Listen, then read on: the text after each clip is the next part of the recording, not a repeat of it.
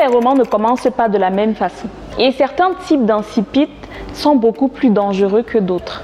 Avec l'incipit in media res, on plonge directement dans l'action. Quelque chose se passe et le lecteur doit courir pour comprendre. C'est peut-être une dispute, un meurtre ou encore une fuite. C'est le plus populaire quand même aujourd'hui parce qu'il accroche immédiatement. Mais le risque est subtil. Si le lecteur se retrouve perdu sans aucun ancrage, il décroche aussi vite qu'il était entré.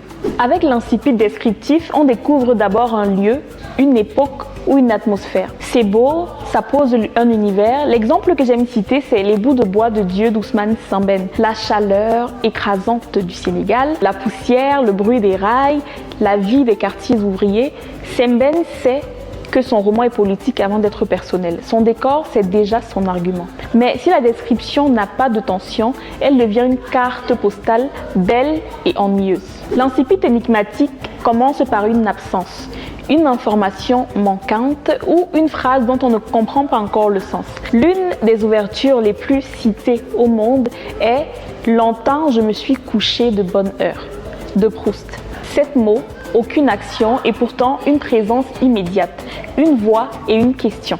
Le cerveau du lecteur veut la réponse, alors il continue. Enfin, l'incipit par la voix. Ce n'est pas le décor ni l'action, c'est une façon de parler tellement particulière que ça capture immédiatement. Elle est très utilisée en romance ou en littérature contemporaine ou même sur Wattpad. En décrivant les types d'incipit, je ne vous demande pas de retenir une liste. Je veux que vous posiez une seule question avant d'écrire votre incipit. Quel est le premier effet que je veux produire chez mon lecteur? La réponse à cette question détermine le type d'incipit dont vous aurez besoin. La semaine prochaine, on verra comment les auteurs africains commencent leur roman et ce que ça révèle de notre rapport à la narration. Alors n'hésite pas à t'abonner.